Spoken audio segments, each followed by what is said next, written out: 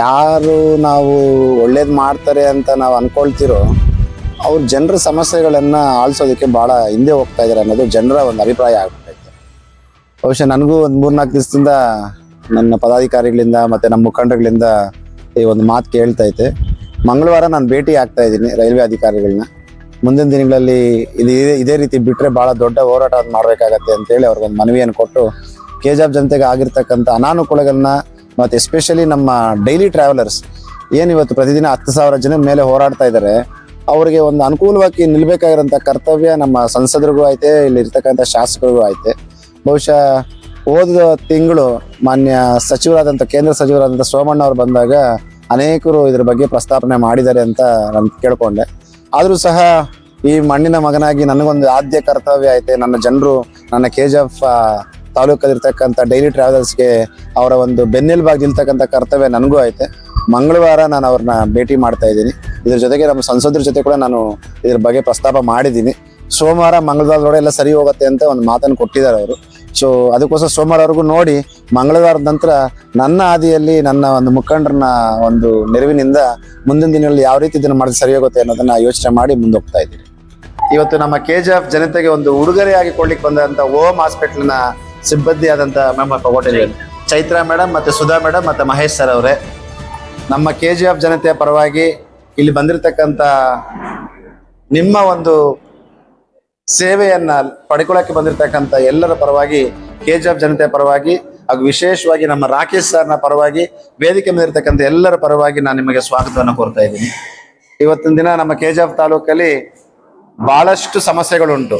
ಅದರಲ್ಲೂ ಮುಖ್ಯವಾಗಿ ಈ ಆರೋಗ್ಯದ ಸಮಸ್ಯೆಯನ್ನ ಬಹಳಷ್ಟು ಹದಗೆಟ್ಟಿರ್ತಕ್ಕಂಥ ಸಮಯದಲ್ಲಿ ಈ ಓಮ್ ಆಸ್ಪತ್ರೆಯ ಮುಖ್ಯಸ್ಥರಾದಂತಹ ನಮ್ಮ ಇಲ್ಲಿ ಸೇರ್ತಕ್ಕಂಥ ಎಲ್ಲ ನಮ್ಮ ಡಾಕ್ಟರ್ಸ್ಗೆ ನಾನು ಅಭಿನಂದನೆಗಳು ಸಲ್ಲಿಸ್ತಾ ಇದ್ದೀನಿ. ಕಾರಣ ಅವ್ರದ್ದು ಎಷ್ಟೇ ಕೆಲಸ ಇದ್ರೂ ಸಹ ಒಂದು ಉಚಿತವಾಗಿ ಒಂದು ಆರೋಗ್ಯ ಶಿಬಿರವನ್ನು ಮಾಡಿ ಹೆಣ್ಣಿಗೆ ಬಹಳ ಮುಖ್ಯವಾಗಿರ್ತಕ್ಕಂಥದ್ದು, ಒಬ್ಬ ಮನುಷ್ಯನಿಗೆ ಬಹಳ ಮುಖ್ಯವಾಗಿರ್ತಕ್ಕಂಥದ್ದು ಆ ತಾಯಿತನ ಅನ್ನೋದು. ಆ ತಾಯಿತನೆಯನ್ನ ಭಯ ಪಡೆದಿರ ಬಂದು ನಾವಿದೀರಿ ನಿಮ್ ಜೊತೆ, ಯಾರು ಭಯಪಡಂತ ಒಂದು ಅವಶ್ಯಕತೆ ಇಲ್ಲ ಅಂತ ಒಂದು ಫರ್ಟಿಲಿಟಿ ವ್ಯವಸ್ಥೆಯನ್ನು ಮಾಡ್ಲಿಕ್ಕೆ ಮುಂದಾಗಿರ್ತಕ್ಕಂಥ ಓಮ್ ಹಾಸ್ಪಿಟ್ಲಿಯ ಒಂದು ಸೇವೆಯನ್ನು ನಾನು ಬಹಳ ಶ್ಲಾಘನೆಯಿಂದ ನಿಮಗೆ ಶ್ಲಾಘಿಸ್ತಾ ಇದ್ದೀನಿ. ನಾನು ಆ ದೇವರಲ್ಲಿ ಬೇಡ್ಕೊಳ್ತೀನಿ, ನಮ್ಮ ಇಲ್ಲಿ ಬಂದಿರ್ತಕ್ಕಂಥ ಡಾಕ್ಟರ್ಸ್ ಇನ್ನೂ ಅತಿ ಹೆಚ್ಚಿನ ಶಕ್ತಿ ಬರಲಿ.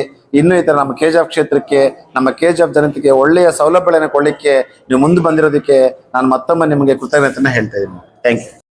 ಎಲ್ರಿಗೂ ನಮಸ್ಕಾರ. ಇಲ್ಲಿ ನೆರೆದಿರ್ತಕ್ಕಂಥ ಎಲ್ಲ ಅತಿಥಿ ದೇವಗಳಿಗೆ ನಮಸ್ಕರಿಸುತ್ತಾ, ಇದೊಂದೇನು ಫರ್ಟಿಲಿಟಿ ಕ್ಯಾಂಪು, ಒಂದು ಜಾಗೃತಿ ಅಭಿಯಾನ ಮಾಡಿದ್ದಾರೆ. ಇದು ಒಂದು ಎಲ್ಲ ಸಾರ್ವಜನಿಕರಿಗೂ ಒಂದು ಜಾಗೃತಿ ಮೂಡಿಸುವ ಕಾರ್ಯಕ್ರಮವನ್ನು ಹಮ್ಮಿಕೊಂಡಿದ್ದು, ಇವರು ರಾಕೇಶ್ ಅವರು ಸ್ಟೇಷನ್ಗೆ ಬಂದು ವಿಸಿಟ್ ಮಾಡಿ ನಮಗೆ ಇವತ್ತು ಹಾಜರಾಗಬೇಕಂತ ಹೇಳಿದ್ದು. ಲಾಸ್ಟ್ ಟೈಮು ಬಂದಿದ್ರು, ಮತ್ತು ಇವತ್ತು ಖುದ್ದಾಗಿ ಅವರೇ ಬಂದು ಬರಲೇಬೇಕು, ನೀವು 2 ಗಂಟೆಗೆ ಸ್ಟಾರ್ಟ್ ಆಗುತ್ತೆ, ಬರಲೇಬೇಕು ಅಂತ ಹೇಳಿ ಸುಮಾರು 4-5 ಸರಿ ಕಾಲ್ ಮಾಡಿ ಕರೆದಿದ್ದಾರೆ. ಅದಕ್ಕೆ ನಾನು ಕೃತಜ್ಞ ಆಗಿರ್ತೀನಿ. ಅದರ ಜೊತೆಗೆ ಇದೇನು ಕ್ಯಾಂಪ್, ಹೆಲ್ತ್ ಕ್ಯಾಂಪ್ ಇದೆಯಲ್ಲ, ಇದು ಕೆಲವೊಬ್ರಿಗೆ ಅವೇರ್ನೆಸ್ ಇರಲ್ಲ. ಫರ್ಟಿಲಿಟಿ ಯಾವ ರೀತಿ ಲಾಸ್ ಆಗ್ತಾ ಇರುತ್ತೆ ಅಂತ. ಈ ರೀತಿ ಮಾಡೋದ್ರಿಂದ ಜಾಗೃತಿ ಮೂಡಿ ಜನಗಳಿಗೆ ಒಂದು ಯಾರನ್ನ ಅಪ್ರೋಚ್ ಆಗಬೇಕು, ಅಂಥ ಡಾಕ್ಟರ್ನ ಅಪ್ರೋಚ್ ಆಗಬೇಕು ಅನ್ನೋದನ್ನು ಇದು ಮೂಡಿಸುತ್ತೆ. ಇಂಥ ಕಾರ್ಯಕ್ರಮ ಪ್ರತಿ ಹೋಬಳಿ ಲೆವೆಲಲ್ಲಿ ಮತ್ತು ತಾಲೂಕು ಲೆವೆಲಲ್ಲಿ ಆಗೋದ್ರಿಂದ ಇದರಿಂದ ಇನ್ನೂ ಹೆಚ್ಚಿನದಾಗಿ ಜನಗಳಿಗೆ ಯಾರನ್ನ ಅಪ್ರೋಚ್ ಆಗಬೇಕು, ಎಂಥ ಡಾಕ್ಟರ್ನ ಭೇಟಿ ಮಾಡಬೇಕು ಅನ್ನೋದನ್ನು ಗುರುತಿಸ್ಕೊಡುತ್ತೆ. ದಯವಿಟ್ಟು ಇದನ್ನು ಇದೇ ರೀತಿ ಕಂಟಿನ್ಯೂ ಮಾಡಿ ಅಂತ ಹೇಳ್ತಾ ನನಗೆ 4 ಮಾತು ಆಡೋಕ್ಕೆ ಅನುಮತಿ ನೀಡಿದಂತೆ ತಮಗೆಲ್ಲರಿಗೂ ಧನ್ಯವಾದಗಳನ್ನು ಅರ್ಪಿಸ್ತೀನಿ. ಅಂದ್ರೆ ಒಂದ್ ವರ್ಷ ಆಗಿ ಮದ್ವೆ ಆಗಿ ಮಕ್ಕಳಾಗ್ದಲೇ ಇರೋರ್ಗೋಸ್ಕರ ಇದನ್ನ ಮಾಡ್ತಾ ಇರೋದು. ಸುಮಾರು ಜನಕ್ಕೆ ನಾನು ಆಗ್ಲಿಂದ ಬಹಳ ಪೇಷಂಟ್ಸ್ ನ ನೋಡ್ತಾ ಇದ್ದೆ. ಕೆಲವ್ರಿಗೆ ಏನ್ ಟ್ರೀಟ್ಮೆಂಟ್ ತಗೋಬೇಕು ಅನ್ನೋದು ಅಷ್ಟು ಅಂದಾಜು ಇರೋದಿಲ್ಲ. ಸೊ ಹಾಗಾಗಿ ಈ ತರ ಉಚಿತ ಸಮಾಲೋಚನೆ ಕೊಡೋದ್ರಿಂದ ಆ ಪೇಷಂಟ್ಸ್ಗೂ ಗೈಡೆನ್ಸ್ ಸಿಗುತ್ತೆ. ಇಲ್ಲಿ ಲೋಕಲಿ ಏನ್ ಟ್ರೀಟ್ಮೆಂಟ್ ಸಿಗುತ್ತೆ, ಯಾವ ಹೈಯರ್ ಟ್ರೀಟ್ಮೆಂಟ್ಸ್ಗೋಸ್ಕರ ಅವರು ಬೆಂಗಳೂರಿಗೆ ಬರ್ಬೇಕಾಗತ್ತೆ ಅನ್ನೋದಕ್ಕೋಸ್ಕರ ಅವ್ರ ಟ್ರೀಟ್ಮೆಂಟ್ಸ್ ಆಧಾರಿತ ಮೇಲೆ ನಾವಿವತ್ತು ಅವ್ರಿಗೆ ಉಚಿತ ಸಮಾಲೋಚನೆ ಕೊಟ್ಟಿದೀವಿ. ಆಲ್ಮೋಸ್ಟ್ 25-30 ಜನ ಪೇಷಂಟ್ಸ್ ಇದ್ರದ್ದು ಉಪಯೋಗನ ಪಡ್ಕೊಂಡಿದ್ದಾರೆ. ಸೊ ಇನ್ನು ಮುಂದೆ ನಮ್ಗೆ as a social cause, social service ಇಂದ ಈ ತರ ಬಹಳ ಕ್ಯಾಂಪ್ಸ್ ನ ಮಾಡ್ಬೇಕು ಅಂತ ಓವಮ್ ಹಾಸ್ಪಿಟಲ್ ಬಯಸುತ್ತೆ. ಇಲ್ಲಿ ನೆರೆದಿರೋದ್ರಲ್ಲಿ ಜಾಸ್ತಿ ಫರ್ಟಿಲಿಟಿ ಇಶ್ಯೂಸ್ ಹೆಚ್ಚಾಗಿ ಕಂಡು ಬಂದಿದೆ.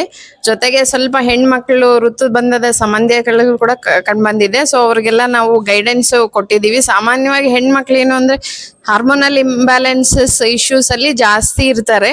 ಸೊ ಅದು ಒಂದು 15-16 ವರ್ಷಕ್ಕೆ ಎಲ್ಲಾನೇ ಶುರು ಆಗ್ತಾ ಇದೆ. ಸೊ ಸಾಮಾನ್ಯವಾಗಿ ಹೆಣ್ಮಕ್ಳು ಆ ಏಜ್ ಇಂದ ಅವ್ರ ಹೆಲ್ತ್ ಬಗ್ಗೆ ಕಾನ್ಶಿಯಸ್ನೆಸ್ ಇಲ್ಲ. ಅಂದ್ರೆ ಅವಾಗೇನೆ ಓವರ್ ವೇಟ್ ಆಗ್ತಾರೆ, ಸರಿಯಾಗಿ ಟೈಮ್ ಕರೆಕ್ಟ್ ಆಗಿ ಊಟ ಮಾಡಲ್ಲ, ಓದೋದು ಎಲ್ಲ ಸ್ಟ್ರೆಸ್. ಸೊ ಹಂಗಾಗಿ ಮೆನ್ಸ್ಟ್ರಲ್ ಪ್ರಾಬ್ಲಮ್ಸ್ ಕೂಡ ಅವಾಗ ಏಜ್ಗೆನೆ ಬಿಗಿನ್ ಆಗ್ತಾ ಇದೆ. ಸೊ ಇದ್ರ ಬಗ್ಗೆ ಎಲ್ಲ ಹೆಣ್ಮಕ್ಳಿಗೆ ನಾವ್ ಇದನ್ನ ಜಾಸ್ತಿ ಫೋಕಸ್ ಮಾಡಿ ಜಾಸ್ತಿ ಎಜುಕೇಶನಲ್ ಕ್ಯಾಂಪ್ಸು ಮಾಡ್ಬೇಕು ಅಂತ ಅನ್ಕೋತಾ ಇದೀವಿ. ಥ್ಯಾಂಕ್ ಯು ಫಾರ್ ಗಿವಿಂಗ್ ಇವತ್ತು ಆಪರ್ಚುನಿಟಿ. ಸೊ ಇವಾಗ ಫ್ರಮ್ ದ ಪೀರಿಯಾಟ್ರಿಕ್ ಸೈಡ್ ಇವಾಗ ವಿಂಟರ್ ಸೀಸನ್ ಅಲ್ಲಿ ನೋಡ್ತಾ ಇದ್ದೀವಿ, ತುಂಬಾ ಕಾಫ್ ಅಂಡ್ ಕೋಲ್ಡ್ ಎಲ್ಲ ಸ್ಪ್ರೆಡ್ ಆಗ್ತಾ ಇದೆ. ಚಿಕ್ಕ ಸ್ಮಾಲ್ ಬೇಬೀಸ್ಗಂದ ರೆಸ್ಪಿರೇಟರಿ ಪ್ರಾಬ್ಲಮ್ಸ್ ಎಲ್ಲ ಬರ್ತಾ ಇದೆ. So for the only advice is for the parents, ಅವರು ಕೂಲ್ ಟೆಂಪ್ರೇಚರಲ್ಲಿ ಸ್ವಲ್ಪ ಬೇಬೀಸ್ ಎಲ್ಲ ಆಚೆ ತಗೊಂಡು ಹೋಗಬಾರ್ದು. At the same time vaccines ಎಲ್ಲ ಚೆನ್ನಾಗಿ ಕೊಡಬೇಕು. ಅದನ್ನ ಟೈಮ್ ಪರ್ಟಿಕ್ಯುಲರ್ ಟೈಮ್ಗೆ ಏನೇನು ವ್ಯಾಕ್ಸಿನ್ಸ್ ಕೊಡಬೇಕು ಎಲ್ಲ ಕೊಟ್ಟು ಮಗುನ ಸ್ವಲ್ಪ ಪ್ರೊಟೆಕ್ಟ್ ಮಾಡಬೇಕು ಮುಂದೆ ಇಮ್ಯುನಿಟಿನಿಂದ. ಸೊ ಆ ಟೈಮಲ್ಲಿ if you do like that, ಅದರಿಂದ ಸ್ವಲ್ಪ ಪ್ರೊಟೆಕ್ಷನ್ ಇರ್ತದೆ. ಸೊ ಅವ್ರಿಗೆ ಕಾಫು ಕೋಲ್ಡ್ ಏನು ಅಷ್ಟು ಕಾಮನ್ ಆಗಿ ಬರಲ್ಲ, ಅವರು ಸಿವಿಯಾರಿಟಿನೂ ಹೋಗಲ್ಲ. So for this as a winter season going, so that is why it is important now. So today it's a best thing to have here to come KGF people to serve them. Thank you so